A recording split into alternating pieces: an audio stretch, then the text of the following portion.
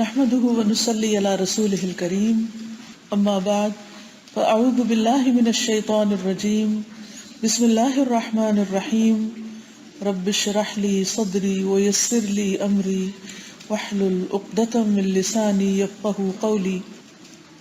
ہم انشاءاللہ العزیز الاربعین النوویہ کی حدیث نمبر 22 آج پڑھیں گے.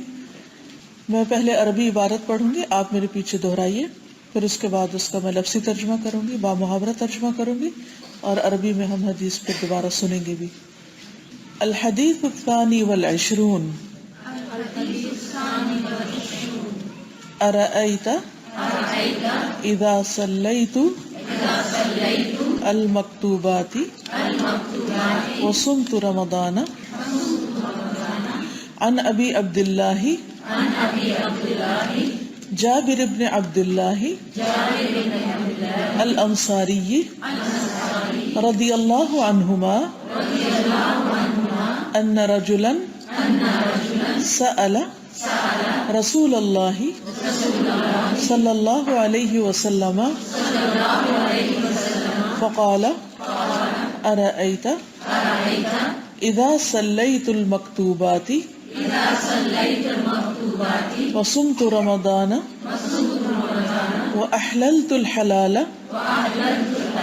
وحرمت الحرام ولم أزد على ذلك شيئا أأدخل الجنة؟ قال نعم. رواه مسلم. عن ابی عبداللہ جابر بن عبداللہ الانصاری رضی اللہ عنہما ان رجلا سأل رسول اللہ صلی اللہ علیہ وسلم فقال ارأیت اذا صلیت المکتوبات وصمت رمضان واحللت الحلال وحرمت الحرام ولم ازد على ذلك شيئا أأدخل الجنة؟ قال نعم. رواہ مسلم. ابو عبداللہ جابر بن عبداللہ رضی اللہ عنہ جو انصاری ہیں، وہ روایت کرتے ہیں کہ ایک شخص نے رسول اللہ صلی اللہ علیہ وسلم سے سوال کیا تو اس نے پوچھا کہ آپ مجھے بتائیے کہ اگر میں فرض نماز پڑھتا رہوں، رمضان کے روزے رکھتا رہوں، حلال کو حلال سمجھوں، حرام کو حرام سمجھوں، اور میں اس میں کسی چیز کا اضافہ نہ کروں، تو کیا میں جنت میں داخل ہو جاؤں گا؟ آپ نے فرمایا ہاں. اس حدیث کو عربی میں سنیے. الاقتصار على الفرائض يدخل الجنة. عن أبي عبد الله جابر بن عبد الله الأنصاري رضي الله عنهما أن رجلا سأل رسول الله صلى الله عليه وسلم فقال أرأيت إذا صليت المكتوبات وصمت رمضان وأحللت الحلال وحرمت الحرام ولم أزد على ذلك شيئا أأدخل الجنة؟ قال نعم. اکثر ایسے ہوتا ہے کہ قرآن مجید کے ساتھ تو ہمارا رابطہ بہت رہتا ہے، ہم روز تلاوت بھی کرتے ہیں، ترجمہ بھی بہت سے لوگ پڑھتے ہیں، تفسیر بھی سنتے ہیں، لیکن عام طور پر حدیث رسول صلی اللہ علیہ وسلم کے ساتھ ہمارا قریبی تعلق نہیں ہوتا. اسی بنا پر آج کی اس مجلس کے لیے حدیث کا انتخاب کیا گیا ہے، کیونکہ رسول اللہ صلی اللہ علیہ وسلم سے محبت ہمارے ایمان کا حصہ ہے. ہم اس وقت تک مومن نہیں جب تک آپ سے محبت نہ کریں، اور آپ کی محبت ہمیں یہ سکھاتی ہے کہ ہم آپ کو جانیں، کیونکہ کسی کو جب زیادہ جانتے ہیں تو اس سے زیادہ بہتر محبت ہوتی ہے. ایک محبت ہوتی ہے دور سے، اور ایک ہوتی ہے کسی کو جاننے کے بعد. اور رسول اللہ صلی اللہ علیہ وسلم کو جاننے کے لیے ضروری ہے کہ ہم آپ کی باتیں اور آپ کی زندگی کے حالات کا مطالعہ کریں، اس کو جانیں. اور ویسے بھی اللہ سبحانہ وتعالیٰ نے قرآن مجید کے ساتھ حکمت بھی نازل کی، اور حکمت رسول اللہ صلی اللہ علیہ وسلم کی یہی باتیں ہیں. تو آپ صلی اللہ علیہ وسلم کی جو حکمت ہے، وزڈم ہے، آئیے ہم اس کے بارے میں پڑھتے ہیں اور دیکھتے ہیں کہ آپ نے ہمیں زندگی گزارنے کے کیسے طریقے سکھائے ہیں اور ہمارے مختلف سوالوں کا جواب کیسے دیا. اب یہاں پر ہم دیکھتے ہیں کہ ابو عبداللہ جابر بن عبداللہ جو مدینہ کے رہنے والے ہیں، انصار میں سے ہیں، وہ یہ حدیث روایت کرتے ہیں کہ ایک شخص نے رسول اللہ صلی اللہ علیہ وسلم سے سوال کیا ان رجلا، کہ بے شک ایک شخص آیا.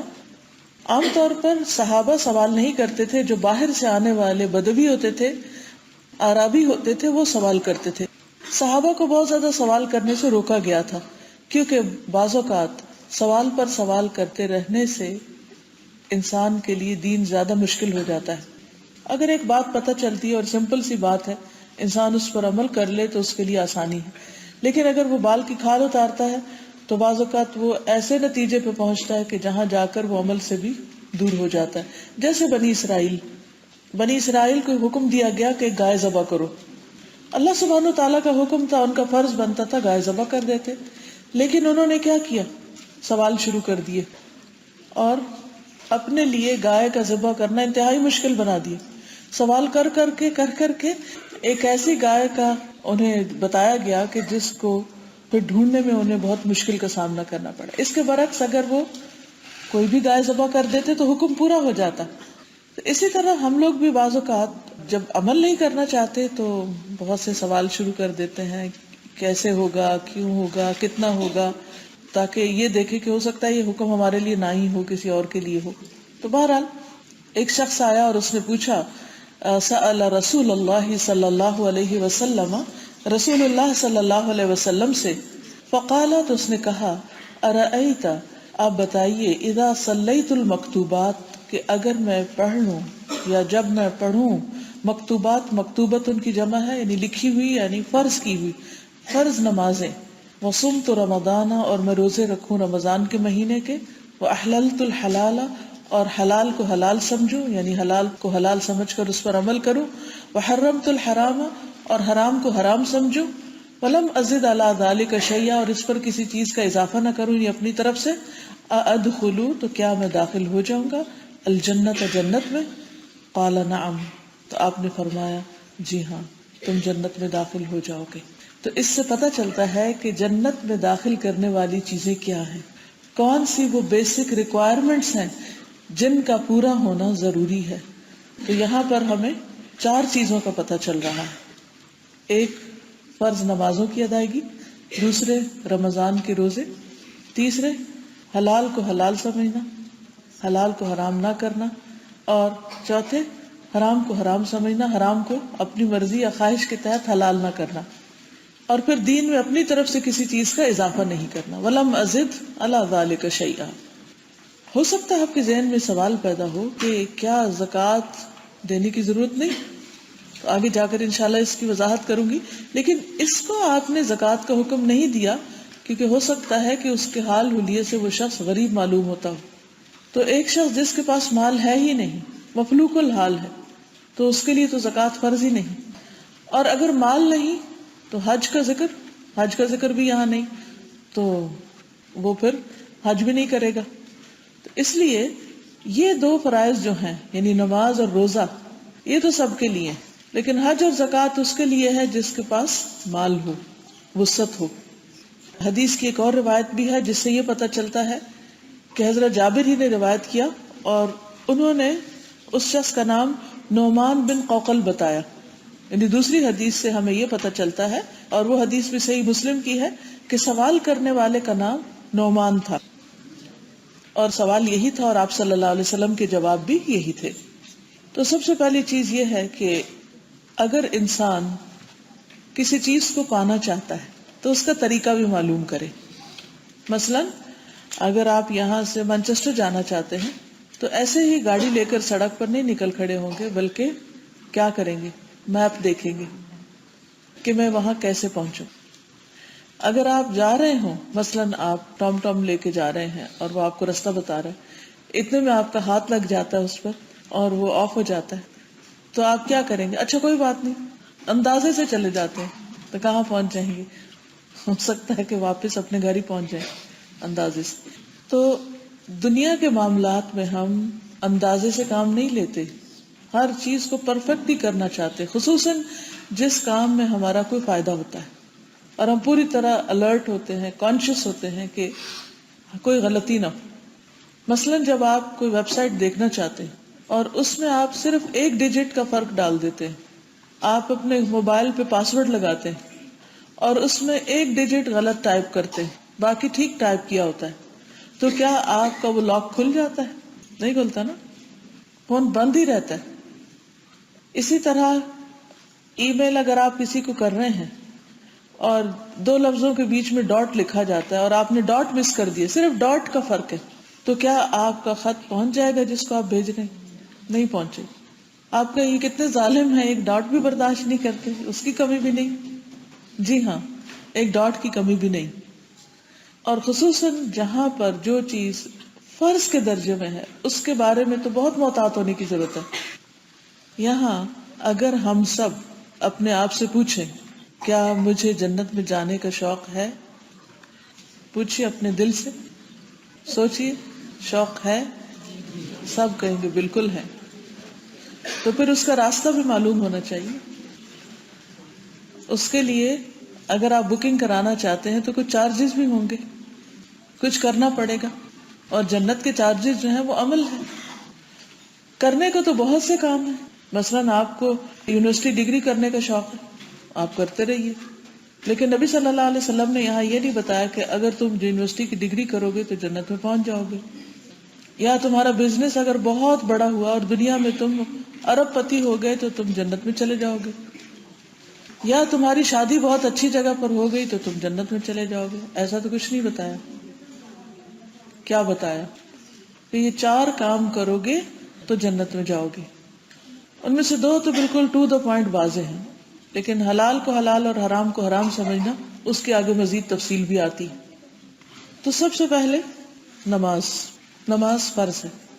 قرآن مجید کی ایک اور آیت سورۃ النساء 103 میں اللہ تعالیٰ فرماتے ہیں ان الصلاۃ کانت علی المؤمنین کتابا موقوتا، بے شک نماز مومنوں پر مقررہ اوقات کے ساتھ فرض کی گئی.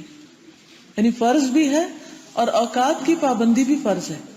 اب یہ نہیں ہو سکتا کہ آپ جاب پر ہیں اور ہر روز ظہر کی نماز قضا کر کے اور پھر عصر کے ساتھ آ کے گھر میں پڑھیں ٹائم گزرنے کے بعد جبکہ عصر کی اذان ہو چکی ہو، اور ساری زندگی کا یہی معمول بنائے رکھیں.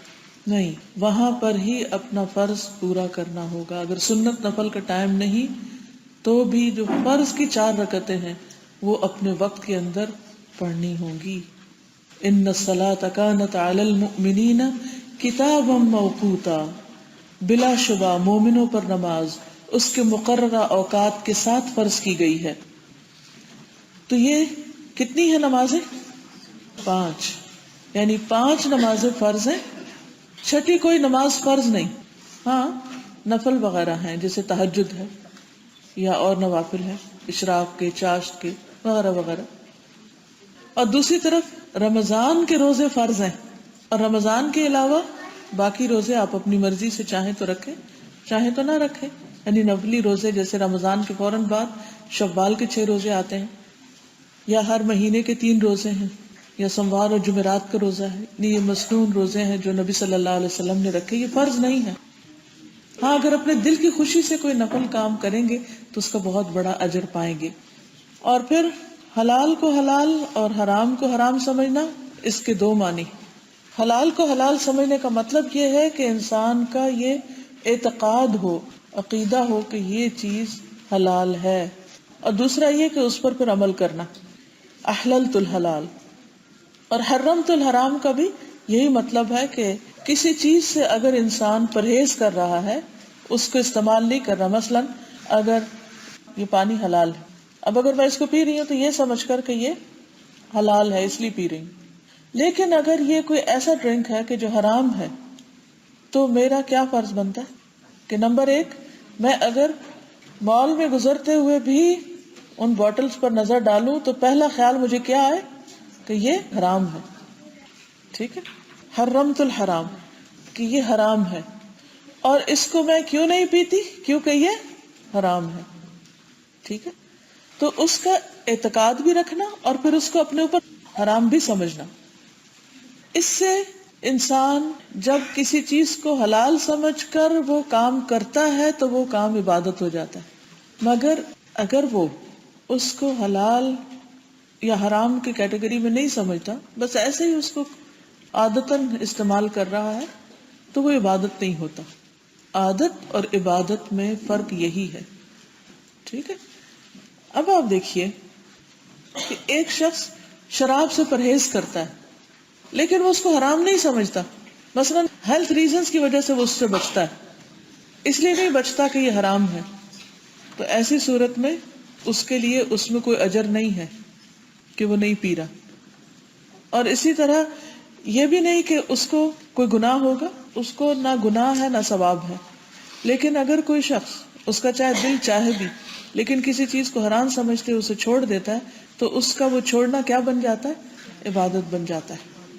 مثال کے طور پر ہسبینڈ وائف کا ریلیشن شپ, ایک شوہر اپنی بیوی کے پاس آتا ہے تو اس کا یہ ریلیشن شپ عبادت ہے, کیونکہ ایک موقع پر صحابہ نے پوچھا یا رسول اللہ صلی اللہ علیہ وسلم یہ بھی عبادت ہے؟ یعنی ہسبینڈ وائف کا جو فزیکل ریلیشن شپ ہے وہ بھی عبادت ہے. تو آپ نے فرمایا کہ اگر تم میں سے کوئی حرام کی طرف آئے تو کیا وہ اس کے لیے گناہ نہیں ہوگا؟ تو وہ حرام چھوڑ کر حلال کی طرف آ رہا ہے تو یہ حلال اس کے لیے کیا ہے؟ عبادت ہے. تو کیا بات واضح ہو گئی؟ کسی چیز کو حلال سمجھ کر اختیار کرنا عبادت, اور کسی چیز کو حرام سمجھ کے چھوڑنا عبادت. کسی چیز کو عادتاً چھوڑنا بس عادت, اور کسی چیز کو عادتاً پی لینا کھا لینا بس عادت. ٹھیک ہے. تو احللت الحلال جو ہے یہ ایک عبادت کا کام ہے, حرمت الحرام جو ہے یہ بھی عبادت ہے اور جنت میں لے جانے والا ہے, کیونکہ بندہ اللہ سبحانہ و تعالیٰ کی خوشی کی خاطر وہ حرام چیز کو چھوڑ رہا ہے. اب دیکھیے کہ حلال اور حرام کا دائرہ کافی وسیع ہے. حلال تو خیر بہت سارا ہے, لیکن جہاں اللہ تعالیٰ کی باؤنڈریز ہیں, جہاں اس نے چیزوں کو حرام قرار دیا ہے, ان کے بارے میں بھی ہمیں بہت کانشیس ہونا چاہیے. مثلاً کچھ حلال اور حرام کھانے پینے میں ہے. بہت سے لوگ اس کا بہت خیال رکھتے ہیں. کچھ بھی کھانے سے پہلے وہ ضرور دیکھتے ہیں کہ یہ حلال ہے یا حرام ہے, اس کے انگریڈینٹس پڑھتے رہتے ہیں, پھر وہ مختلف ویب سائٹ سے چیک کرتے رہتے ہیں. وہ کبھی بھی ایسے ہیپیزرڈ کوئی بھی چیز اٹھا کے کھانے نہیں لگ جاتے. وہ میک شور کرتے ہیں کہ یہ حلال ہے تب کھاتے ہیں. اب یہ جو میک شور کرنے کا عمل ہے بعضوں کا ٹیڈیس ہوتا ہے, اس کو پوچھ, وہاں فون کر, اس سے معلوم کر, اس کے بعد وہ دوا لے رہے ہیں, اس کے بعد وہ کھا رہے ہیں. یہ ساری ایفرٹ کہاں گئی؟ ایسے نہیں کہ وین ہے, فضول ہے, یہ ساری ایفرٹ آپ کی عبادت بن رہی ہے. آپ حلال کو حلال ثابت کر رہے ہیں اور اس کی تلاش میں ہیں, لہٰذا آپ کے لیے اجر ہے. پھر اسی طرح کچھ چیزیں ایسی ہوتی ہیں کہ جن کو اللہ سبحانہ وتعالیٰ نے حرام قرار دیا ہے, لیکن دیکھنے میں وہ بہت خوبصورت نظر آتی ہیں اور انسان کا دل چاہتا ہے کہ وہ ان چیزوں کو حاصل کر لے. مثال کے طور پر کوئی لڑکا کسی لڑکی کی طرف یا لڑکی لڑکے کی طرف اٹریکٹڈ ہے اور وہ اس کو حاصل کرنا چاہتی ہے یا کرنا چاہتا ہے, لیکن نکاح کی کوئی صورت نہیں. تو آؤٹ آف ویڈ لاک, شادی کے بغیر وہ اس کے ساتھ ریلیشن رکھے ہوئے ہے. یہ کیا ہے؟ اب ایک یہ ہے کہ وہ کہے کہ اس میں کوئی غلط نہیں, کچھ غلط نہیں, اور دوسرا وہ کہے کہ یہ غلط ہے پر میں مجبور ہوں, تب بھی گناہ ہے, لیکن آدھا. کیوں؟ اس لیے کہ وہ غلط کہہ رہا ہے. اگر وہ اس کو غلط کہے ہی نہ اور پھر وہ اس غلط کام کا ارتکاب بھی کرے, زنا کا ارتکاب کرے یا ویسے ریلیشن رکھے, تو اب اس نے کیا کیا؟ حرام کو اپنے لیے حلال کر لیا اور یہ کہا کہ کوئی نہیں, آج تو ماڈرن زمانہ ہے, آزادی ہے, جو جی چاہے کرو. تو اللہ تعالیٰ نے جو بھی باؤنڈریز رکھی ہیں ہمارے لیے کہ ان کے قریب نہیں پٹکنا, قرآن مجید میں آتا نا وَلَا تَقْرَبُوا الزِّنَا, زنا کے قریب بھی نہیں جانا. اب اگر کوئی شخص قریب جاتا ہے اس کے, یعنی وہ سارے سٹیپس جو اس سے پہلے آ رہے ہیں, اگر ان میں سے کسی چیز کا وہ ارتکاب کرتا ہے اور وہ کہتا ہے doesn't matter, I don't care, تو اس نے کیا کیا؟ حرام کو اپنے لیے حلال کر لیا. لیکن اگر وہ کہتا ہے کہ ہاں غلط ہے اور پھر کرتا ہے, تو آدھا گناہ. یا حرام کو حرام سمجھا لیکن عملی طور پر نہیں سمجھا, صرف عقیدتاً سمجھا. تو جنت میں جانے کے لیے دونوں چیزیں ضروری ہیں, کہ حرام کو حرام سمجھے بھی, کیونکہ بہت سے لوگ کیا کہتے ہیں نہیں ان کی جینیٹک ہے اور اب تو سائنٹیفکلی پرووڈ ہو گیا ہے کہ یہ انسان کی نیڈ ہے اور ضرورت ہے, اور بہت سے ایسے ایشوز بتاتے ہیں کہ جن کی وجہ سے بہت سی حرام چیزوں کو اپنے لیے حلال کر رہے ہیں اور ان کو حرام سمجھتے ہی نہیں. تو اس لیے بہت ضروری ہے کہ جن چیزوں کو اللہ سبحانہ و تعالیٰ نے حرام کہا ہے ان کو حرام سمجھا جائے، ان کو حرام مانا جائے، اور پھر ان کو اپنے اوپر بھی حرام کیا جائے. اگر وہ ایسا کرے گا تو اس کے لیے بہت بڑی جزا ہے، کیونکہ اس نے ایک اپنی پسندیدہ چیز کو کس لیے چھوڑ دیا؟ اللہ کی خاطر. اس میں اس کا دل تھا، اس کی چاہت تھی، اس کا شوق تھا، اس کی خوشی تھی، لیکن اس نے اپنی چاہت، شوق، خوشی سب کچھ کس لیے چھوڑ دی؟ اللہ کے لیے.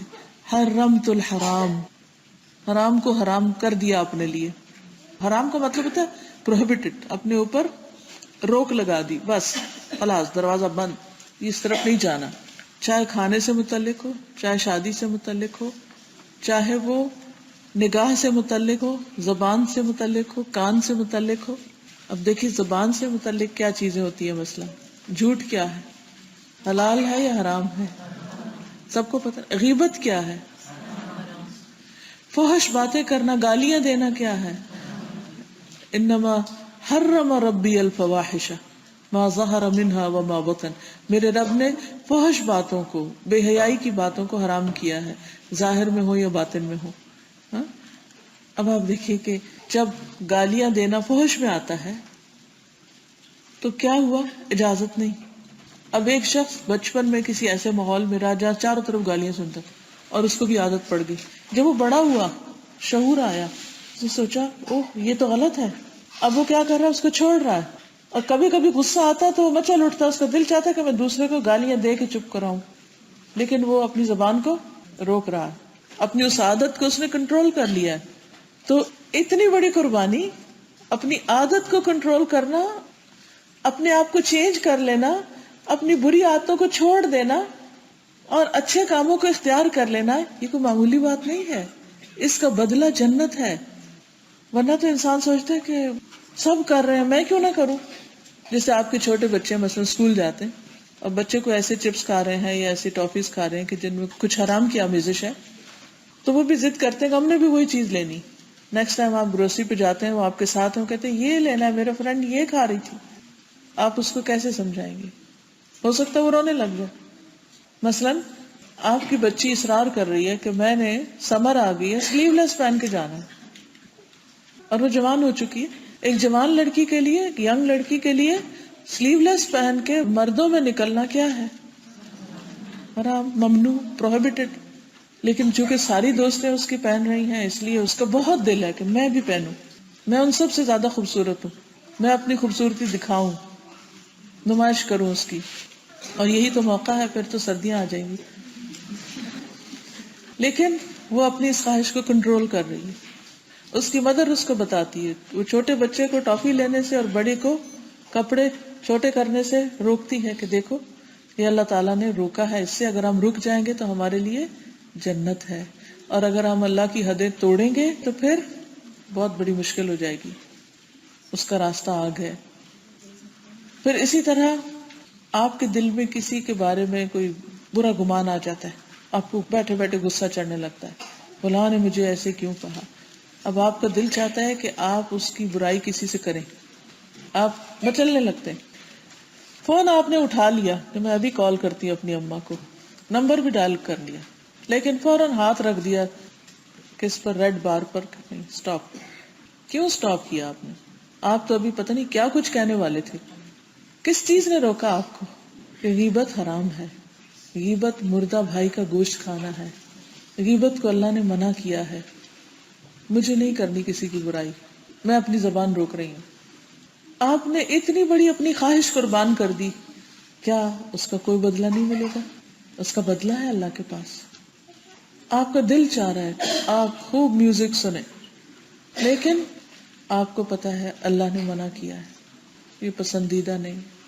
آپ آن کرتے کرتے اپنا ہاتھ پیچھے کر لیتے، روک لیتے. کیا اس کا کوئی بدلہ نہیں ملے گا؟ ضرور ملے گا انشاءاللہ.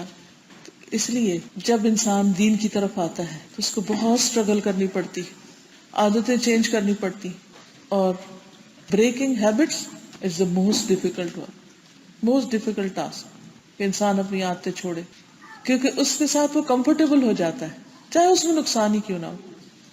تو جب ایک انسان اللہ کی خاطر حرام کو حرام سمجھ کے چھوڑ دیتا ہے کہ بس اللہ تعالیٰ کو پسند نہیں، چند دن کی تو بات ہے. جیسے روزہ رکھتا ہے تو کیا کہتے ہیں، چند گھنٹے کی تو بات ہے، ابھی افطار ہوگی تو میں کچھ کھا پی لوں گا.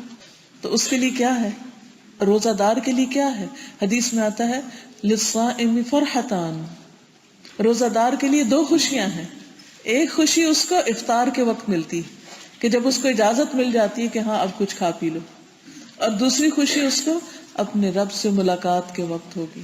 when he or she will see the face of Allah سبحانہ و تعالی، اور اللہ سے بات کرے گا اور اللہ تعالیٰ اس سے خوش ہوگا کہ اے میرے بندے میں تجھ سے خوش ہوں کیونکہ تو نے میری پسند کے مطابق زندگی گزاری. آج میں تجھے تیری پسند کی دنیا دیتا ہوں، تیری پسند کی جزا دیتا ہوں، تیری پسند کا بدلہ دیتا ہوں. مومن کے لیے ساری زندگی کا روزہ ہے جس میں وہ ان ساری چیزوں سے بچتا ہے جن سے بچنے کے لیے اللہ سبحانہ و تعالیٰ نے حکم دیا ہے. تو اس لیے بہت ضروری ہے کہ ہم اس دنیا میں رہتے ہوئے اپنی آخرت کی تیاری کریں، اپنی دنیا کی چند خواہشات پوری کرنے کے لیے اپنی جنت کو رزق بنا لیں، اس کو ہاتھ سے نہ کھوئیں، کیونکہ دنیا تو ختم ہو جائے گی لیکن آخرت ہمیشہ کے لیے ہے. اور حدیث قدسی ہے، اللہ عز و جل فرماتے ہیں کہ میں نے اپنے نیک بندوں کے لیے ایسی ایسی چیزیں تیار کر رکھی ہیں جنہیں نہ کسی آنکھ نے دیکھا ہے، نہ کسی کان نے سنا، نہ کسی دل پر ان کا خیال گزرا. وہ اتنی خوبصورت چیزیں کہ جس کے بارے میں تم سوچ بھی نہیں سکتے، اور یہ اللہ نے ذخیرہ کیا، وہ سب کچھ تیار کر کے رکھا ہے. اور کیا شان ہے ان کی جن کی اللہ نے تمہیں اطلاع دے رکھی ہے. اور قرآن مجید میں آتا ہے فَلَا تَعْلَمُ نَفْسٌ مَّا أُخْفِيَ لَهُم مِّن قُرَّةِ أَعْيُنٍ، کوئی شخص نہیں جانتا کہ اس کے لیے آنکھوں کی ٹھنڈک میں سے کیا کچھ تیار کیا گیا ہے، یعنی جس کو صرف دیکھ کے ہی خوش ہو جائیں گے. تو اس لیے پیاری بہنوں، یہ بہت ضروری ہے کہ ہم اللہ تعالی کی رضا کی خاطر اپنی زندگی سے ان سب چیزوں کو کراس کر دیں جو حرام کی کیٹیگری میں آتی ہیں، بلکہ ان کو بھی چھوڑ دیں جو شک میں ڈالنے والی ہیں، جن کے بارے میں ہم پوری طرح شور نہیں ہے کہ یہ ٹھیک ہے کہ نہیں. کیوں؟ صرف اللہ کی رضا کے لیے. تو اس حدیث سے پہلی بات یہ پتہ چلتی ہے کہ فرائض کا ادا کرنے والا جنت سے محروم نہیں رہے گا. مثلا اگر کوئی شخص صرف فرض نماز پڑھ لیتا ہے اور نفل نہیں پڑھتا تو اس کو برا بھلا نہیں کہا جائے گا، اس نے اپنا فرض ادا کر لیا ہے. کیونکہ کسی آدمی کا اعلیٰ ترین درجے میں نہ ہونا اس کے جنت میں جانے کے راستے میں رکاوٹ نہیں جب تک کہ وہ فرض پورا کر رہا ہے. لیکن فرائض میں کوتاہی کرنا یہ انسان کی جنت میں رکاوٹ کا باعث بن سکتا ہے. مثلا اگر کوئی شخص نماز پڑھتا ہے اور صرف فرض پڑھ لیتا ہے یا صرف سنت تک پڑھ لیتا ہے، نفل نہیں پڑھتا، تو بعض لوگ مائنڈ کرتے ہیں، وہ کہتے ہیں تم نے نماز نہیں پڑھی. ہاں، سنت اور نفل کس لیے پڑھے جاتے ہیں؟ تاکہ فرض میں جو کمی بیشی رہ جائے اس کو پورا کر لیا جائے. ایک اعرابی پریشان حال بکھرے بالوں والا رسول اللہ صلی اللہ علیہ وسلم کی خدمت میں حاضر ہوا. اس نے پوچھا اے اللہ کے رسول صلی اللہ علیہ وسلم، مجھے بتائیے اللہ تعالیٰ نے مجھ پر کتنی نمازیں فرض کی؟ آپ نے فرمایا 5. یہ اور بات ہے کہ تم اپنی طرف سے نفل پڑھ لو. پھر اس نے کہا بتائیے اللہ تعالیٰ نے مجھ پر کتنے روزے فرض کیے ہیں؟ آپ نے فرمایا رمضان کے مہینے کے. اور یہ اور بات ہے کہ تم اپنے طور پر خود کچھ نفلی روزے بھی رکھ لو، یعنی پسند کیا. پھر اس نے پوچھا اور بتائیے زکوٰۃ کس طرح اللہ نے مجھ پر فرض کی ہے؟ رسول اللہ صلی اللہ علیہ وسلم نے اس کو ساری تفصیل بتا دی. اس عرابی نے کہا اس ذات کی قسم جس نے آپ کو عزت دی ہے، نہ میں اس میں سے جو اللہ نے مجھ پر فرض کیا ہے کچھ کم کروں گا نہ اس پر زیادہ کروں گا. تو اس پر رسول اللہ صلی اللہ علیہ وسلم نے فرمایا اگر اس نے سچ کہا تو یہ فلاح پا گیا، اگر اس نے سچ کہا تو یہ جنت میں چلا گیا.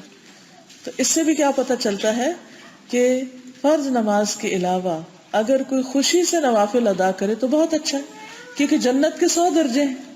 تو جو اوپر کے درجوں پہ جانا چاہتا ہے اس کو پھر اتنا ہی زیادہ کام کرنا پڑے گا. جیسے دنیا میں آپ کو جس درجے کا، جس قیمت کا، جس لوکیلٹی میں جس قسم کا گھر چاہیے، پھر اس کی آپ کو اتنی ہی قیمت ادا کرنی پڑتی. لیکن یہ یاد رکھیے کہ فرائض کی کمی نوافل سے پوری ہوگی. اس لیے اگر کبھی شک ہو جاتا ہے ہمیں، مثلا 3 رکعتیں پڑھی ہیں یا 4، اور وہ شک ہمیں بہت دیر بعد جا کے ہوتا ہے، اب وہ وقت بھی گزر چکا ہوتا ہے، اب کیا ہوگا؟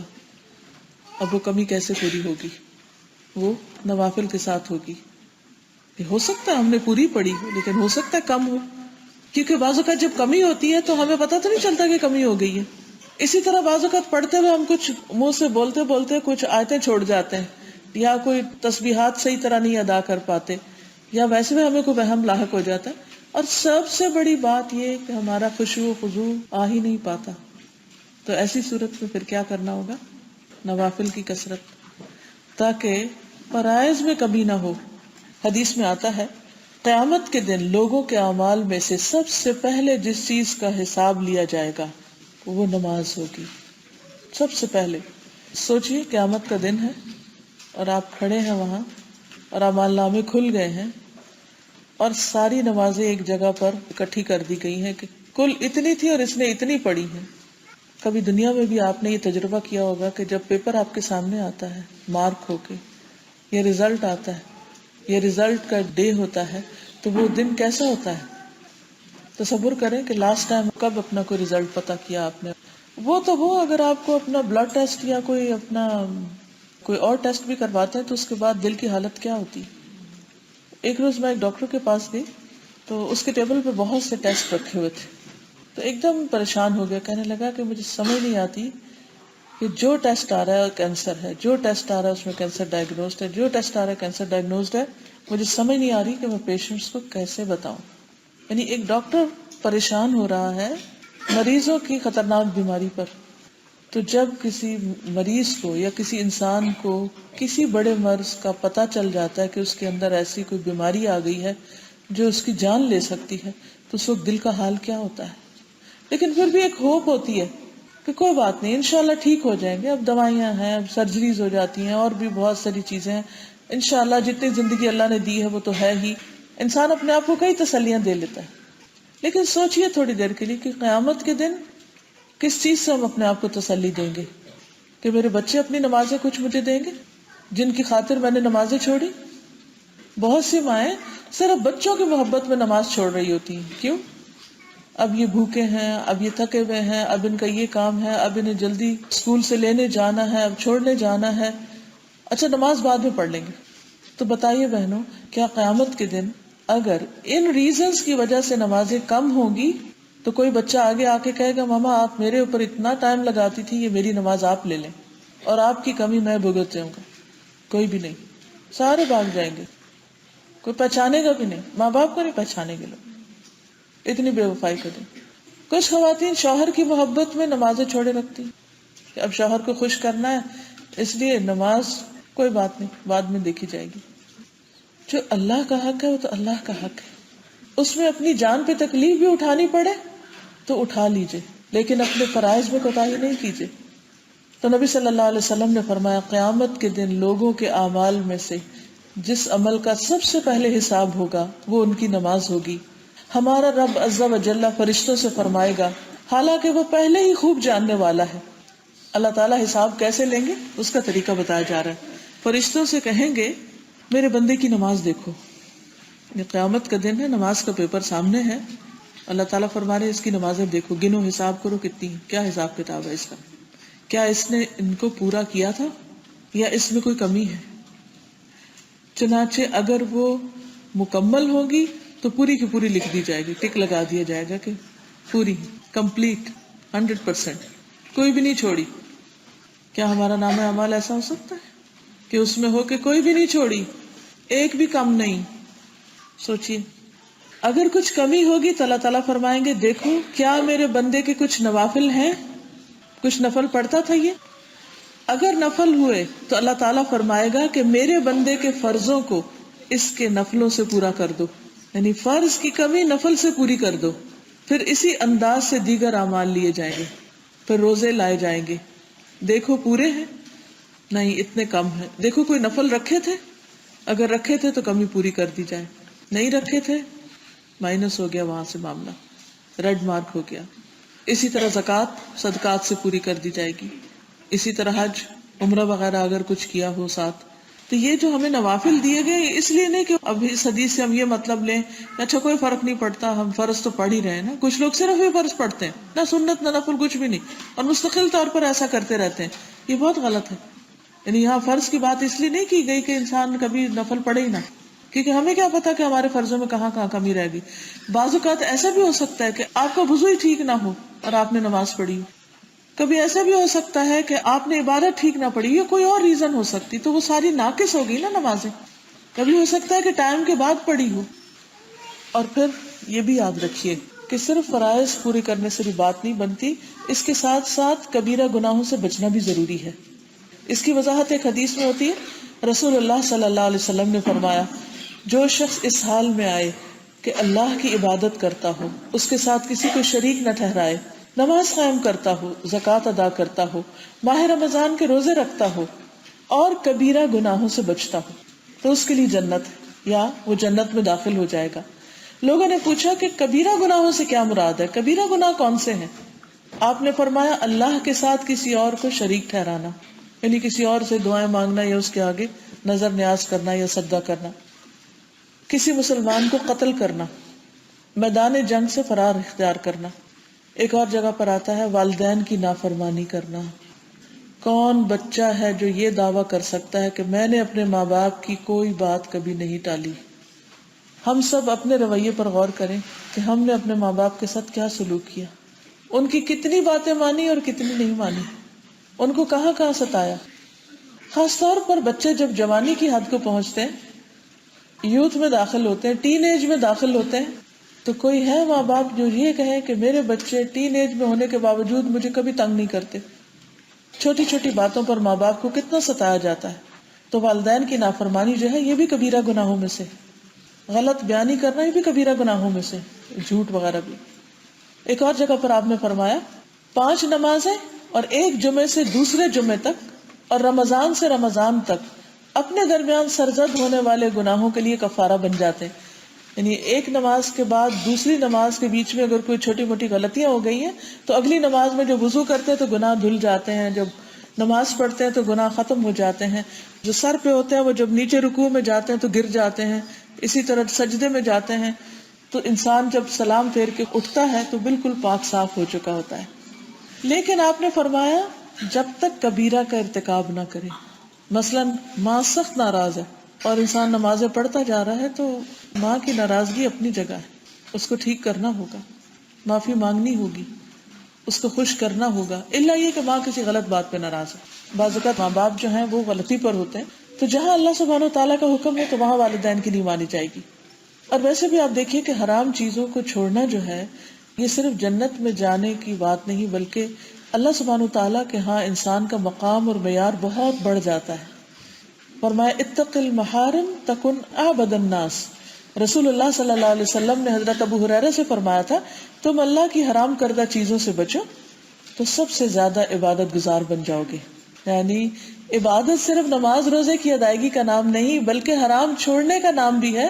حرمت الحرام سے تم سب سے بڑے عبادت گزار بن جاؤ گے. لیکن افسوس کے ساتھ یہ کہنا پڑتا ہے اور آپ سب کے مشاہدے کی بات بھی ہے کہ کئی دفعہ ایسا ہوتا ہے کہ لوگ نماز بھی پڑھ رہے ہوتے ہیں, حج پہ حج بھی کرتے ہیں, لیکن اپنے بال بچوں کو خرچہ نہیں دیتے, نان نفقہ نہیں دیتے, ان کا حق مارتے ہیں, ظلم کرتے ہیں. اور ظلم کیا ہے؟ ظلم حرام ہے. اللہ تعالیٰ فرماتے ہیں میں نے اپنے اوپر ظلم حرام کیا ہے بندو, تو آپس میں ایک دوسرے پر ظلم نہ کرو. اسی طرح بعض لوگ روزے بھی رکھتے ہیں لیکن امانت کا پاس نہیں رکھتے. کوئی بات ان کے پاس امانت ہو یا کسی کے مال کی کوئی امانت ان کے پاس ہو یا کوئی اور چیز کسی نے رکھی ہو تو اس کے بارے میں کیئر لیس ہوتے ہیں. اسی طرح کچھ لوگ صدقہ خیرات بھی کرتے ہیں لیکن وعدوں کی پابندی نہیں کرتے. تو آپ دیکھیے کہ انسان اس وقت تک عبادت گزار نہیں بن سکتا جب تک وہ حرام کو نہ چھوڑے. حرام کو چھوڑنے سے ہی بڑا عبادت گزار بنا جا سکتا ہے. ایک مومن کسی کو دھوکہ نہیں دیتا, لیکن کس قدر افسوس اور دکھ کی بات ہوتی ہے کہ جب انسان نمازی اور حاجی ہو کر اپنے بزنس میں دوسروں کو دھوکہ دیتا ہے, پیمنٹ پوری لے لیتا ہے اور کام کر کے نہیں دیتا. ہوتا نا بعض اوقات بزنس پارٹنرز ہوتے ہیں, بعض اوقات کانٹریکٹس کرتے ہیں آپ لوگوں کے ساتھ, بعض اوقات چھوٹی چھوٹی جابز بھی ہوتی ہیں جیسے پلمبنگ ہے یا گھر کی تعمیر کے چھوٹے موٹے کام ہوتے ہیں, تو اس میں کچھ لوگ صحیح مٹیریل نہیں لگاتے اور دھوکہ کر جاتے ہیں. بعض اوقات آپ آرڈر کوئی چیز کرتے ہیں اور آپ کو ملتی کوئی اور چیز ہے, اس میں فالٹ ہوتی. کہ ساری دھوکہ دہی کی قسمیں. آپ کسی کو آرگینک کر کے کچھ چیز بیچیں اور وہ آرگینک نہ ہو. اب مثلاً آپ جیسے گروسری کرنے جاتے ہیں، وہاں ٹیگ لگا ہوتا ہے آرگینک کا، کیا آپ جا کے چیک کرتے ہیں کہ واقعی جہاں سے آئی ہے وہاں سے آرگینک ہی آئی ہے، کہ اس میں کوئی پیسٹی سائڈ استعمال نہیں ہوئے؟ کوئی نہیں کرتے. اعتماد ہے نا، ایک ٹرسٹ کی بنا پر لیتے ہیں. تو اسی طرح ہو سکتا ہے کہ آپ پر کچھ لوگ کچھ باتوں میں ٹرسٹ کرتے ہوں. مثلا کسی نے اپنی بچی آپ کو دی شادی کر کے، ٹرسٹ کر کے، اور آپ نے ان سے کئی قسم کے وعدے کیے، اور جب شادی ہو گئی تو اس کے بعد سب وعدے بھول گئے. تو دھوکا. کتنے بار آپ لوگوں سے سنیں گے یہ بات کہ ہمارے ساتھ بڑا دھوکا ہوا ہے، کہتے ہیں نا لوگ. اور پھر کہتے ہیں کہ دیندار لوگ دھوکا دے رہے ہیں. کتنا شرم آتی ہے اس وقت جب کوئی کہے کہ دیندار. مجھے تو لگتا ہے جب مجھے کسی نے گالی دے دی، اتنا برا لگتا ہے جب کوئی یہ کہتا ہے کہ دیندار لوگوں نے یہ کیا. یہ قرآن پڑھنے پڑھانے والے یہ کر رہے ہیں، تو پھر اور زیادہ تکلیف ہوتی ہے. تو نبی صلی اللہ علیہ وسلم نے حضرت ابو ہریرہ سے کیا فرمایا کہ حرام چھوڑ دو تو سب سے زیادہ بڑے عبادت گزار بن جاؤ گے. اور اگر انسان فرائض کی ادائیگی بھی کرے اور دوسری طرف حرام بھی چھوڑے اور کبیرہ گناہوں کا ارتکاب نہ کرے، تو ایک اور حدیث میں آپ نے فرمایا، ایک دفعہ آپ ممبر پہ چڑھے، فرمایا میں قسم کھاتا ہوں، نہیں میں قسم کھاتا ہوں، نہیں میں قسم کھاتا ہوں. پھر نیچے اتر گئے. آپ کے پڑھانے اور سکھانے کا طریقہ آپ دیکھیے کہ آپ آئے ہیں 3 دفعہ یہ فرما کے پھر چلے گئے. پھر فرمایا خوش ہو جاؤ، خوش ہو جاؤ. اب یہ آپ نے انداز کیوں اختیار کی؟ تاکہ سب لوگ پوری طرح اٹینٹو ہو جائیں. پھر فرمایا جس نے 5 نمازیں پڑھی اور کبیرہ گناہ نہیں کیے، وہ جنت کے جس دروازے سے چاہے گا داخل ہو جائے گا. کہ آپ کو وحی کے ذریعے بتایا گیا ہوگا، اور آپ لوگوں کو ایک گڈ نیوز، کیونکہ آپ بشیر بھی تھے نا، بشیر و نذیرہ، تو اب آ کے خوشخبری دے رہے تھے. اور کبیرہ گناہوں کے بارے میں تو آپ کو معلوم ہی ہے کہ والدین کی نافرمانی اور پاک دامن عورتوں پر تہمت لگانا، یتیم کا مال کھانا، سود کھانا. اب جو سود ہے یہ بھی کبیرہ گناہ ہے. اب اگر کوئی شخص ایک طرف نماز پڑھتا ہے اور دوسری طرف سود کا لین دین کرتا ہے تو وہ سود اس کی نمازوں کو بھی کھا جائے گا. تو اس طرح کے کانفلکٹ والے کام نہیں کرنے چاہیے. ان الصلاۃ تنہی عن الفحشاء، اصل نماز وہ ہے جو انسان کو بے حیائی سے روک دیتی. پھر اسی طرح نماز جو ہے وہ گناہوں کو بھی دھوتی. ابو ہریرہ کہتے ہیں رسول اللہ صلی اللہ علیہ وسلم نے فرمایا کہ اگر کسی کے دروازے پر کوئی نہر جاری ہو اور وہ اس میں دن میں 5 مرتبہ نہائے تو کیا اس کے جسم پر میل کچیل باقی رہے گی؟ تو لوگوں نے عرض کیا کہ اس کے جسم پر بالکل بھی میل نہیں رہے گی. آپ نے فرمایا 5 نمازوں کی یہی مثال ہے، اللہ تعالیٰ ان کے ذریعے سے گناہوں کو مٹاتا ہے. اب دیکھیں دن میں 1 دفعہ بھی نہا لیں تو سارا دن صاف صاف رہنے کا ایک احساس رہتا ہے کہ میں صاف ہوں، میں صاف ہوں. لیکن جس دن آپ نہیں نہاتے تو کیا محسوس ہوتا ہے؟ اپنے آپ سے بھی ایک کراہت آتی ہے اور بار بار سوچتے ہیں کہ نہا لینا چاہیے، صاف ہو جانا چاہیے، صاف ہو جانا چاہیے. تو بالکل اسی طرح اگر نماز نہیں پڑھیں گے تو آہستہ آہستہ آپ کے دل پر ڈپریشن، پریشانی، غم، خوف اور تفکرات اور یہ چیزیں آپ کو گھیرنا شروع کر دیں گی، اور آپ کو پتہ بھی نہیں ہوگا کہ اصل وجہ کیا ہے، کیونکہ آپ اس معاملے میں بے ہوش ہو چکے ہیں. مثلا کچھ لوگ کوئی ایک نماز عادتاً قضا کر کے پڑھتے ہیں، وہ سمجھتے ہیں اس طرح بھی ٹھیک ہے، انہوں نے خود ہی فتویٰ دے دیا. مثلا فجر پہ اٹھتے ہی نہیں، اپنے ٹائم سیٹ کیے ہوئے اور اس کے مطابق اٹھتے ہیں. اب وہ 1 دن کی بات نہیں، 2 دن کی نہیں، روز آپ ایبسنٹ ہیں. اگر روز آپ اپنی ڈیوٹی سے آف ہو جائیں اور دیر سے جائیں تو آپ کی تو جاب ہی ختم ہو جائے گی. اللہ سبحانہ و تعالیٰ روزانہ آپ کو صبح بلاتے ہیں اور آپ سوئے رہتے ہیں، سوئے رہتے ہیں، سوئے رہتے ہیں، اور آپ کا احساس بھی ختم ہو گیا. لیکن جب آپ اٹھتے ہیں تو آپ کا دل پریشان سا ہوتا ہے اور آپ سمجھتے ہیں ویسے ہی کوئی بات یاد آ گئی ہے، کوئی اور وجہ ہے. اصل وجہ آپ کو یاد ہی نہیں ہوتی کہ آپ نے نماز نہیں ادا کی، کیونکہ وہ عادت بن چکی ہے نا، اس کا احساس بھی نہیں رہتا. لیکن جب آپ اللہ کی رحمت سے روز دور ہوتے ہیں، روز نافرمانی کے ساتھ دن کا آغاز کرتے ہیں، یہ اللہ کی نافرمانی ہے نا، تو پھر اس کا نقصان کیا ہوگا؟ وہ گناہوں کی میل چڑھتی جائے گی، چڑھتی جائے گی، چڑھتی جائے گی. تو وہ جو احساس ہے خوشی کا، اطمینان کا، سکون کا، زندگی میں ایک جذبے کا، وہ مٹتا چلا جائے گا، کیونکہ اندھیرا چھاتا چلا جا رہا ہے. نماز روشنی ہے. پھر اسی طرح کفر اور شرک کے درمیان فرق بھی نماز کرتی ہے. کئی نمازیں تو دور کی بات، صرف ایک نماز چھوڑنے کا نقصان کتنا ہے. نبی صلی اللہ علیہ وسلم نے فرمایا جس کی نماز فوت ہو گئی پس گویا اس کا مال اور اولاد فنا ہو گیا. یہ صحیح الترغیب و ترہیب کی حدیث ہے 577 کہ جس کی نماز فوت ہو گئی اس کا گویا مال اور اولاد دونوں ہی ختم. یہ ایسے ہی ہے مثلاً کوئی شخص کام سے جب گھر جائے تو پتہ چلے کہ گھر کو آگ لگ گئی اور گھر والے بھی ختم ہو گئے اور گھر بھی پورا ختم ہو گیا اور کچھ بھی نہیں بچا، تو اس کے غم اور پریشانی اور تکلیف کا کیا حال ہوگا. گھر میں سے کوئی ایک شخص فوت ہو جائے، کسی کا باپ فوت ہو جائے، کسی کی ماں فوت ہو جائے، تو آپ نے دیکھا ہوگا کہ لوگ مہینوں بلکہ سالوں غمگین رہتے ہیں، دکھی رہتے ہیں، پریشان رہتے ہیں. اور جب کوئی موقع آتا ہے تو کچھ نہ کچھ یاد کر کے رو دیتے ہیں، اکیلے بیٹھے بھی رو دیتے ہیں ان کو یاد کر کے. ہم سب کے اوپر یہ کیفیات گزرتی ہیں. اس سالوں پہلے بھی اگر کسی بہت محبوب ہستی کی وفات ہوئی ہے یا اس کا ہم پر کوئی احسان ہو تو ہم بیٹھے بیٹھے رو دیتے ہیں بغیر کسی وجہ کے، صرف یاد آنے پہ رو دیتے ہیں کہ میری محبوب ہستی دنیا سے چلی گئی اور واپس نہیں آ سکتی.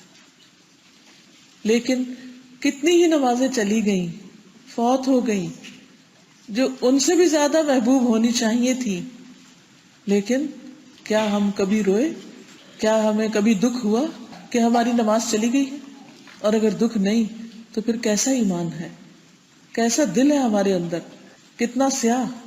نبی صلی اللہ علیہ وسلم نے فرمایا جان بوجھ کر نماز مت چھوڑا کرو، اس لیے کہ جو شخص جان بوجھ کر نماز چھوڑ دیتا ہے اس سے اللہ کی ذمہ داری ختم ہو جاتی ہے، وہ اللہ کی حفاظت سے نکل جاتا ہے. پھر اسی طرح نماز منافقوں پر بھاری ہوتی ہے، خصوصاً فجر اور عشاء کی. آپ صلی اللہ علیہ وسلم نے فرمایا منافقوں پر فجر اور عشاء سے زیادہ بھاری کوئی نماز نہیں. اگر انہیں ان نمازوں کا ثواب معلوم ہو جائے تو وہ اس میں ضرور پہنچے، خواہ وہ اپنے سرین پر گھسٹ کر ہی کیوں نہ آئے. یعنی اگر پاؤں سے نہیں چل سکتے تو سرین کے بل گھسٹ گھسٹ کے، جیسے بچے چلتے ہیں نا بعض اوقات، اس طرح گھسٹ کے بھی مسجد تک پہنچے، لیکن وہ نماز نہ چھوڑیں. اگر انہیں پتہ چل جائے کہ وہ کیا عمل کرنے جا رہے ہیں. ہوتا ہی ہے نا کہ ہمیں چونکہ نماز کا کوئی انسٹنٹ ریوارڈ نہیں ملتا، کوئی فائدہ نہیں ملتا، کوئی دنیا کا کوئی مال نہیں ملتا اس کی وجہ سے، تو ہمیں اس کی کوئی ویلیو نہیں پتہ چلتی، کوئی قدر و قیمت ہم محسوس نہیں کرتے. اگر پتہ چل جائے کہ ایک نماز سے ہم نے کیا کمایا، اگر وہ کسی سالڈ شکل میں ہمارے سامنے آ جائے تو کسی بھی قیمت میں ہم نہ چھوڑیں. مثلاً اگر آپ راستے میں جا رہے ہو اور راستے میں کوئی والٹ گرا ہوا ہو یا سونے کا کوئی ٹکڑا گرا ہوا ہو اور آپ گزر کے آ جائیں گھر، تو آپ کو خیال ہے کہ او ہو میں نے تو ایسی چانس مس کر دی، چلو جا کے دوبارہ دیکھتا ہوں، کیا پتا وہ وہاں رکھا ہی ہو، اٹھا لاتا. دنیا کے حقیر سے فائدے کے لیے تو ہم واپس بھی اٹھ کے جانے کو تیار ہوں گے، لیکن گھر آ کے اگر اسی وقت آپ کو خیال ہے کہ اچھا نماز کا وقت نماز پڑھوں، یعنی میں بہت تھکا ہوں، وہ جو گری ہوئی چیز ہے اس کے لیے نہیں تھکا ہوا، وہ واپس جا کے اٹھا سکتا ہوں کیونکہ وہ وقتی دنیا کا فائدہ ہے نا. لیکن اس وقت نماز پڑھنا وہ نہیں پڑھ سکتا. اللہ تعالیٰ معاف کر دے. اب دیکھیے ہمیں شرم کیوں نہیں آتی جب ہم اللہ کا دیا ہوا رزق کھاتے ہیں، پیتے ہیں، انجوائے کرتے ہیں، سب کچھ ہے، اور جب اللہ سبحانہ وتعالیٰ کو خوش کرنے کا وقت آتا تو منہ موڑ جاتے. اس قدر نہ شکرے.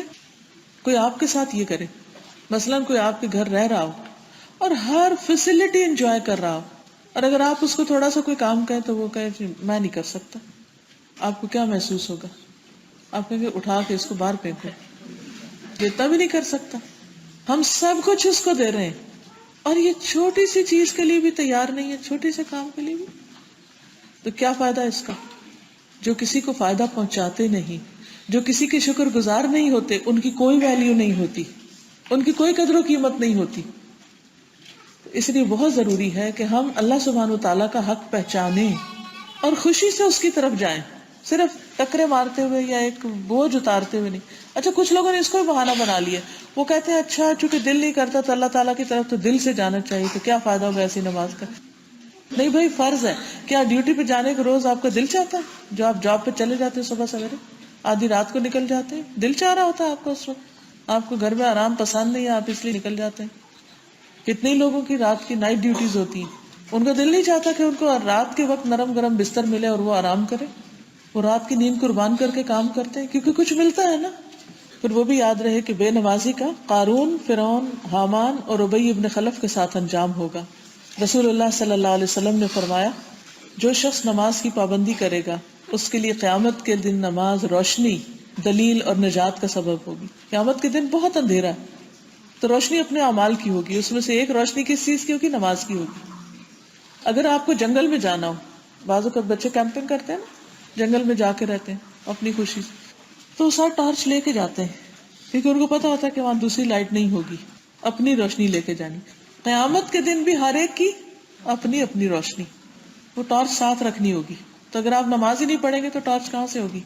بہرحال فرمایا کہ جو شخص قیامت کے دن یعنی کہ نماز کی پابندی کرے گا، وہ اس کے لیے روشنی، دلیل اور نجات کا سبب بنے گی، پاس ہو جائے گا. اور جو شخص پابندی نہیں کرے گا وہ اس کے لیے روشنی، دلیل اور نجات کا سبب نہیں بنے گی. اور وہ شخص قیامت کے دن قارون، فرعون، حامان جو فرعون کا وزیر تھا، اور ابی ابن خلف کے ساتھ ہوگا، یعنی انتہائی بڑے مجرموں کے ساتھ اس کو اٹھایا جائے گا، وہ ان کے ساتھ ہوگا.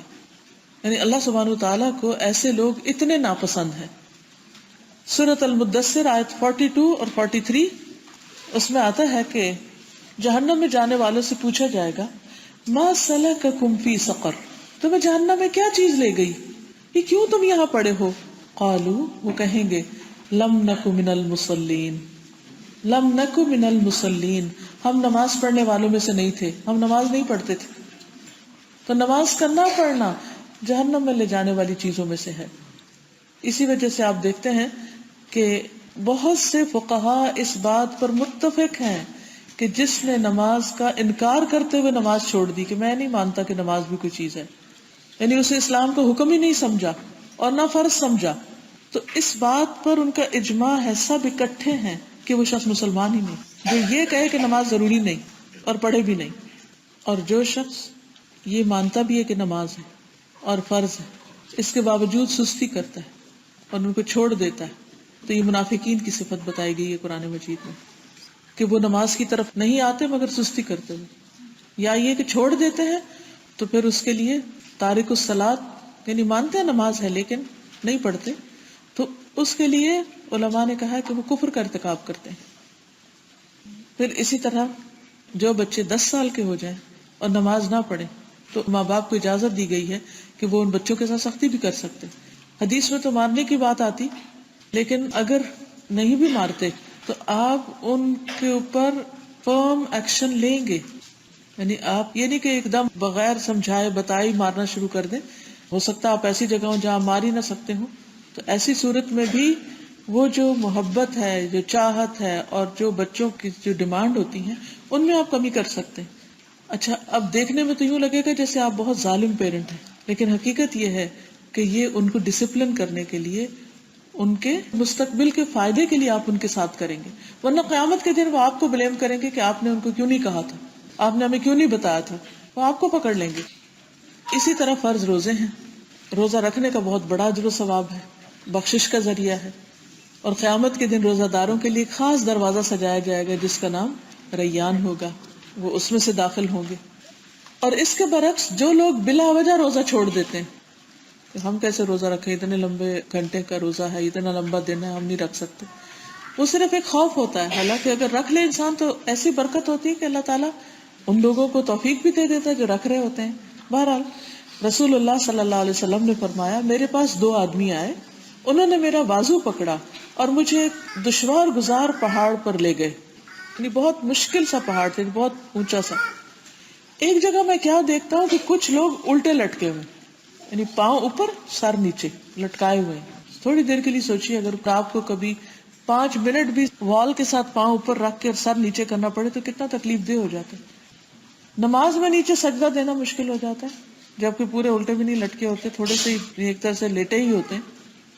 تو وہ الٹے لٹکائے ہوئے تھے، ان کی باچھوں کو پھاڑا جا رہا تھا، یہ جو لپس کے جو کنارے ہیں یہاں سے یہ پھاڑے ہوئے تھے اور وہ بلیڈ کر رہی تھی جگہ، الٹے لٹکا کے وہ کاٹے ہوئے اور بلیڈ کر رہے تھے. میں نے کہا یہ کون لوگ ہیں؟ انہوں نے کہا یہ وقت سے پہلے روزہ افطار کر دیتے تھے، یعنی روزہ توڑ دیتے تھے، افطار سے پہلے افطاری کر لیتے.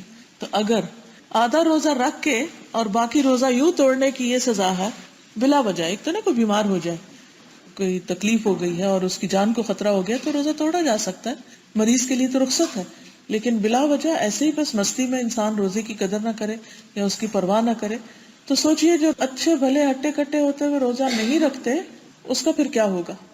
پھر اسی طرح باقی فرائض کی ادائیگی جیسے زکوٰۃ وغیرہ ہے، تو جب کوئی شخص ان تمام چیزوں کی ادائیگی کرتا ہے جیسے ایک اور حدیث میں آتا ہے کہ ایک شخص نے کہا میں گواہی دیتا ہوں کہ اللہ کے سوا کوئی معبود نہیں اور آپ اللہ کے رسول ہیں، اور میں 5 نمازیں پڑھتا ہوں، رمضان کے روزے رکھتا ہوں اور اس کی راتوں کا قیام بھی کرتا ہوں، زکوٰۃ بھی دیتا ہوں، تو رسول اللہ صلی اللہ علیہ وسلم نے فرمایا جو شخص ان اعمال پر فوت ہوگا وہ صدیقین اور شہداء میں سے ہے، یعنی اس کا انجام ایسے لوگوں کے ساتھ ہوگا۔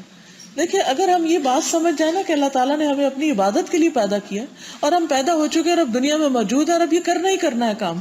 مثلا اگر آپ کسی یونیورسٹی میں ایڈمیشن لے لیتے ہیں تو اس میں کوئی چیز آپ کی پسند کی تھی، کوئی نہیں ہوتی، کوئی کورس آپ کو بہت اچھا لگتا، کوئی نہیں لگتا، کسی پہ نماز بھاری ہوتی، کسی پہ روزہ بھاری ہوتا ہے، لیکن آپ اس لیے کرتے ہیں کہ یہ اس ڈگری کی ریکوائرمنٹ ہے تو آپ سب کچھ کرتے چلے جاتے ہیں۔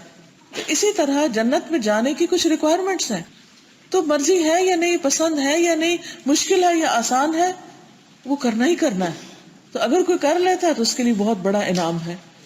پھر اسی طرح صدقہ خیرات اس اعتبار سے بھی بہت فائدہ مند ہے کہ انسان کی نمازوں، روزوں، حج، زکوٰۃ میں بھی اگر کوئی کمی رہ گئی، کوئی بھول چوک ہو گئی تو صدقہ اس کا بھی کفارہ کرتا ہے، کیونکہ صدقہ کا لفظ صدق سے ہے، سچائی۔ ایک انسان اپنے سچا ہونے کا ثبوت دیتا ہے اپنے خون پسینے کی کمائی کو اللہ کے راستے میں دے کر، اور خصوصاً اگر انسان اس طرح خرچ کرتا ہے کہ دایاں ہاتھ دیتا ہے تو بائیں کو خبر بھی نہیں ہوتی ہے، تو ایسا شخص عرش کے سائے تلے ہوگا قیامت کے دن۔ پھر اسی طرح جو لوگ زکوٰۃ نہیں دیتے ان کا وہ زیور ان کے لیے آگ بن جائے گا قیامت کے دن۔ ایک حدیث کے مطابق گنجا سانپ جو ہے وہ ان پر مسلط کر دیا جائے گا، جو ان کی ان جبڑوں کو کاٹے گا اندر سے، جس میں دانت لگے ہوتے ہیں۔ اور ہم سب کو کچھ بھی خبر نہیں کس وقت ہماری موت کا وقت آ جائے۔ سوچئے موت کے بعد اگلا مرحلہ کیا ہے؟ قبر۔ کوئی بھاگ سکتا اس سے؟ کوئی کہہ سکتا میں نے نہیں جانا؟ کبھی سوچا کیجئے آج سے 5 سال بعد میں کہاں ہوں گی؟ 10 سال بعد میری عمر کیا ہوگی؟ 20 سال بعد میں کہاں ہوں گی؟ پچھلے 20 سال پہلے سوچ لیا کیجئے کہ پچھلے 20 سال پہلے کہاں تھی اور اب میں کہاں ہوں۔ اگلے 20 سال بعد کہاں ہوں گی؟ اچھا اگلے 30 سال بعد کہاں ہوں گی؟ اگلے 40 سال بعد کہاں ہوں گی؟ اگلے 50 سال بعد کہاں ہوں گی؟ اگلے 60 سال بعد کہاں ہوں گی؟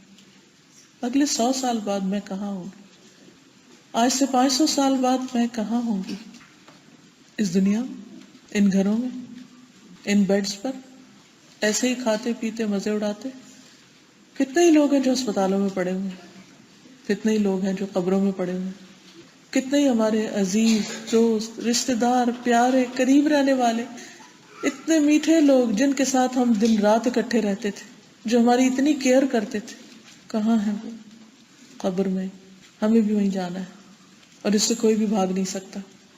گھروں کی کتنی فکر ہوتی ہے، سوچ رہے ہوتے ہیں اب روف چینج کرنا ہے، اب ونڈوز چینج کرنی ہے، یہاں ڈرافٹ ہو گیا ہے، یہاں سردی آ رہی ہے، وال پیپر چینج کرنے والا ہے، فرنیچر پرانا ہو گیا ہے، فلاں چیز چینج کر دینی چاہیے۔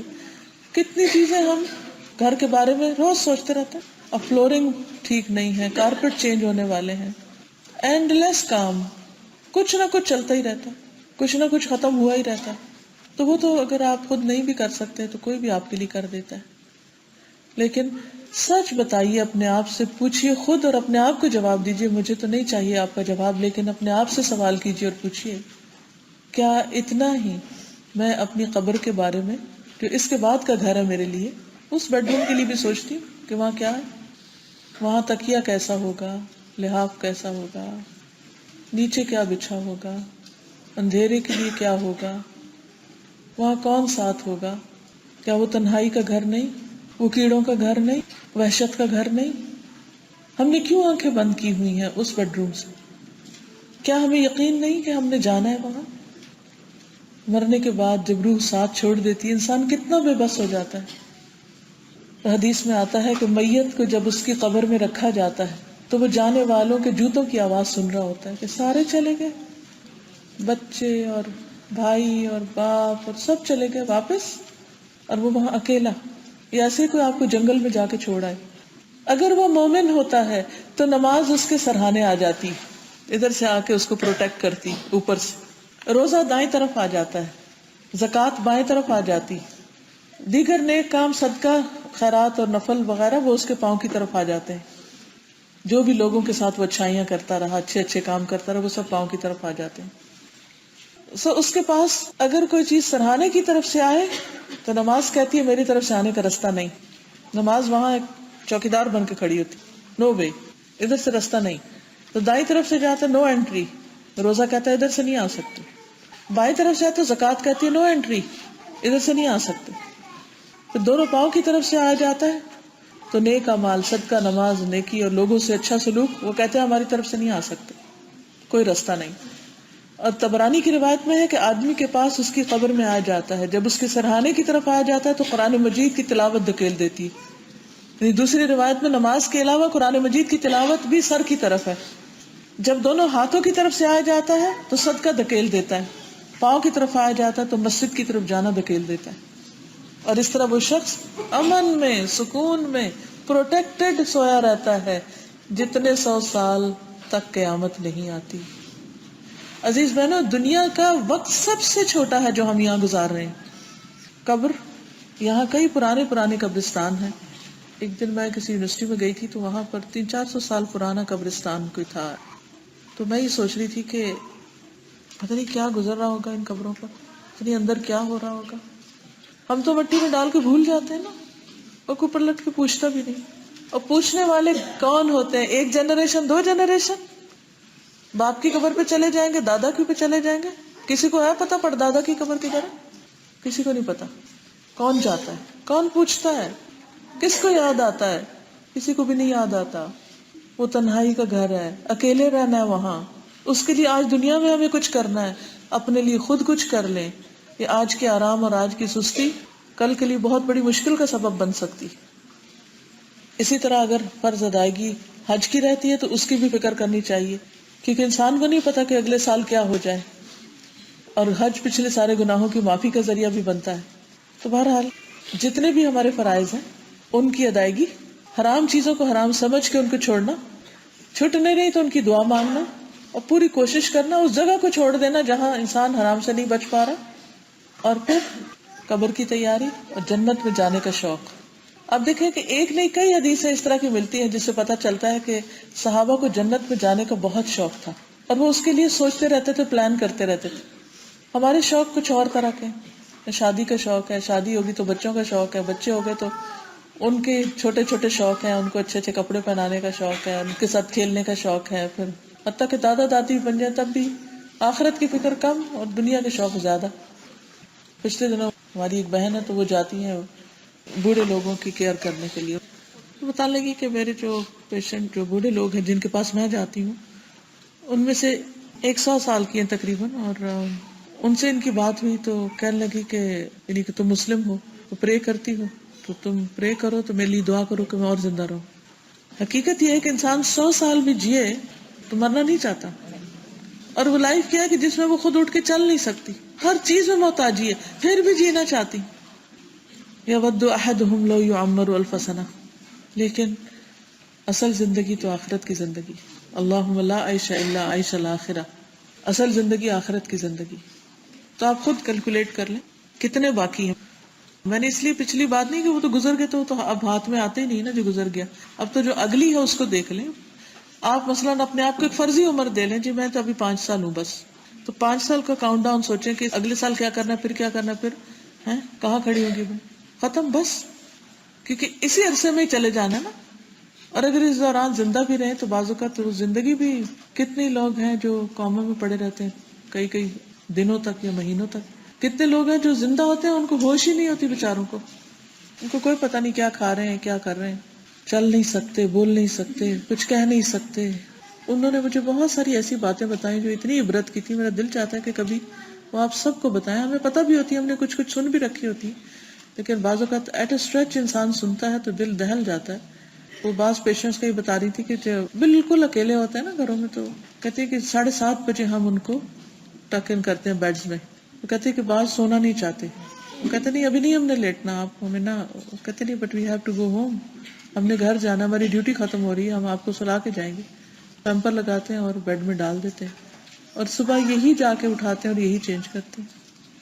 اب پوری رات اکیلے, نیند نہ آئے تب بھی لیٹے ہیں, اپنی مرضی سے اٹھ کے کہیں جا نہیں سکتے, اگر بھوک لگی ہے تو کچھ ہاتھ اٹھا کے کھا نہیں سکتے, ہر چیز میں محتاجی. تو یہ تو دنیا کی قبریں ہو گئی نا ایک طرح سے، زندوں کی قبریں، سارا سارا دن تنہا ہے.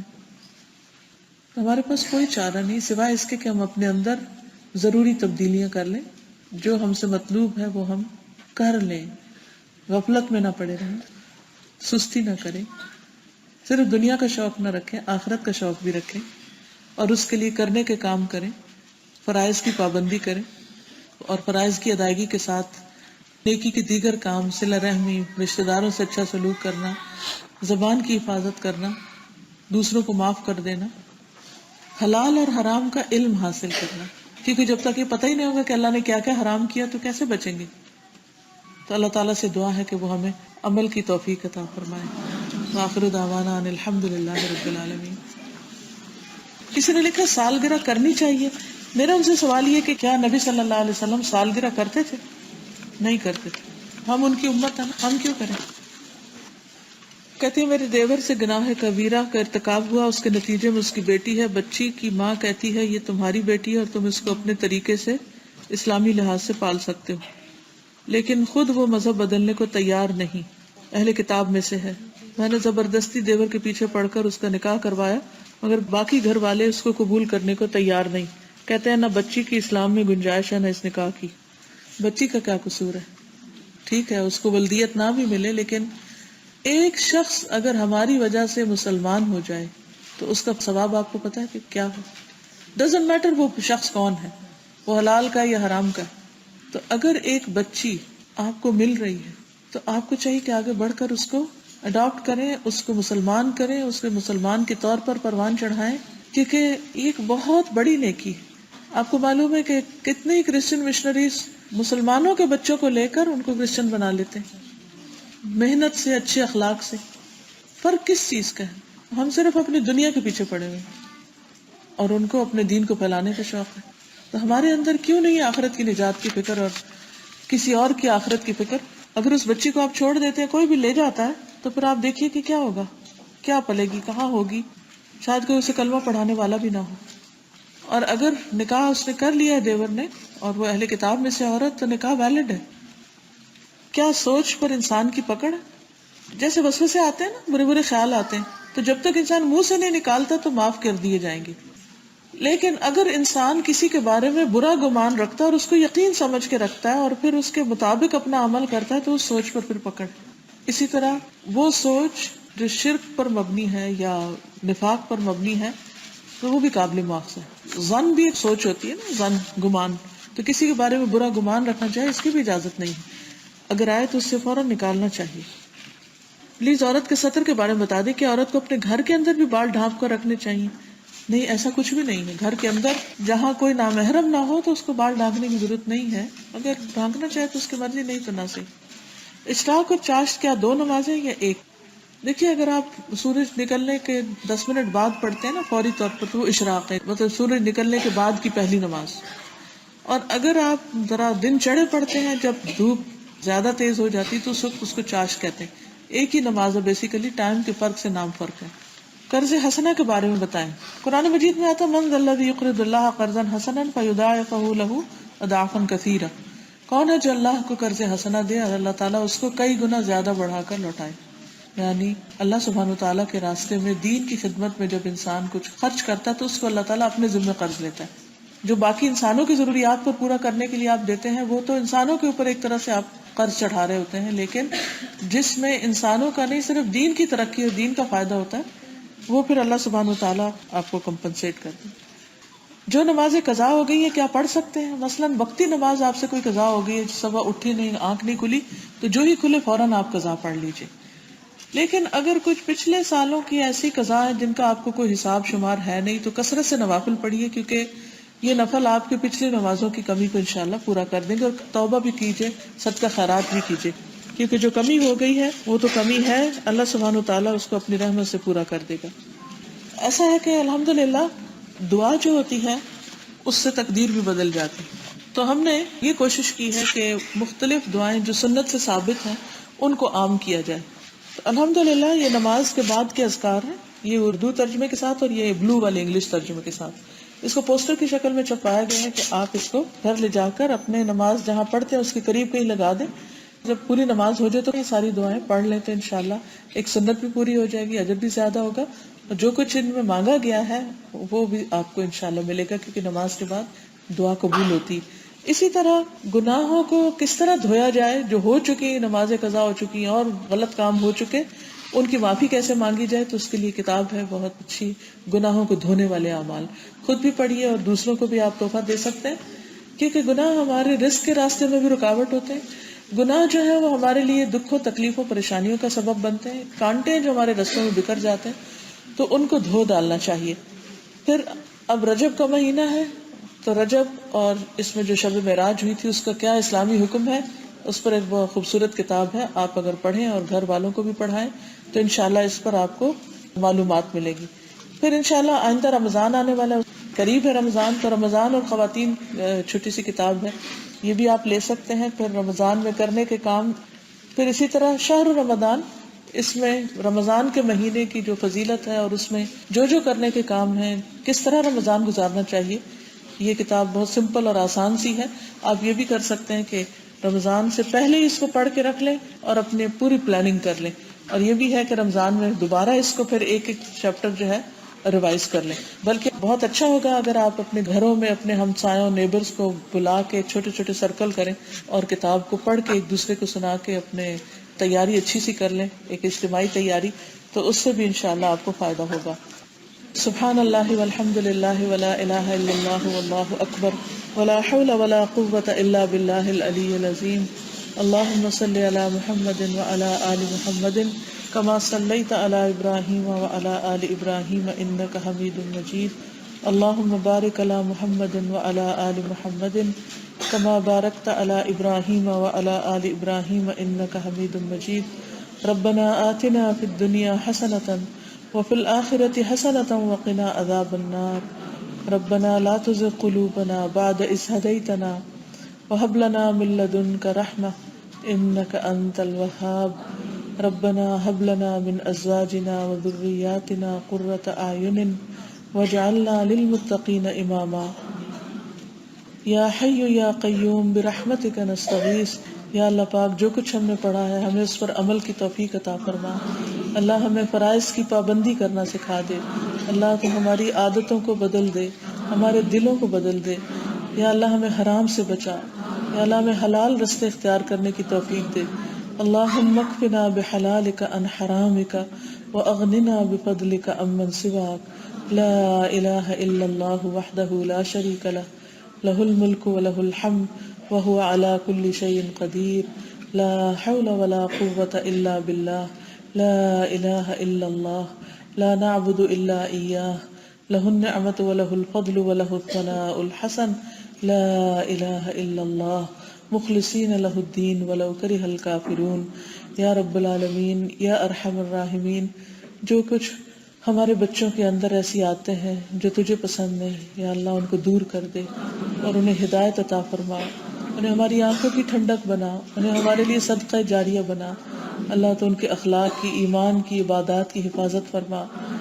یا رب العالمین، تو ہماری قبروں کو روشن کر دینا۔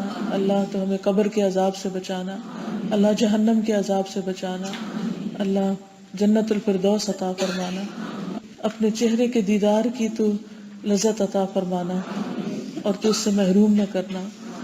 یا اللہ تو ہمیں دنیا اور آخرت میں نیک لوگوں کی کمپنی عطا فرما۔ یا حی یا قیوم برحمتک نستغیث۔ اللہ تمام بیماروں کو صحت عطا فرما، اللہ سب دکھی لوگوں کے دکھ دور فرما۔ یا رب العالمین، جو ہمارے والدین دنیا سے جا چکے ہیں ان کی بخشش فرما، ان پر اپنی رحمتیں نازل فرما۔ اللہ جو زندہ ہیں والدین، اللہ ان کی تکلیفوں اور پریشانیوں کو دور فرما دے اور ان کو صحت اور عافیت سے نواز۔ رب ارحمہما کما ربیانی صغیرا۔ اللہ ہمارے تمام عزیزوں، دوستوں، رشتہ داروں کو دنیا اور آخرت کی بھلائیاں نصیب فرما۔ یا رب العالمین، جو قرضوں تلے دبے ہوئے ان کے قرضے دور کر دے۔ یا اللہ جو کسی بھی طرح کی بیماریوں اور مصیبتوں کے بوجھ تلے ہیں، اللہ ان کی پریشانیاں دور کر دے۔ یا رب العالمین، جتنی بھی بہنیں یہاں آئی ہیں ان کا آنا، بیٹھنا، سننا، سیکھنا قبول فرما اور ایک ایک قدم پر ان کے لیے بہترین اجر لکھ لے۔ ربنا تقبل منا انک انت السمیع العلیم وتب علينا إنك أنت التواب الرحيم وصلى الله تعالى على خير خلقه محمد وعلى آله وأصحابه وأهل بيته أجمعين برحمتك يا أرحم الراحمين. إلهي آمين.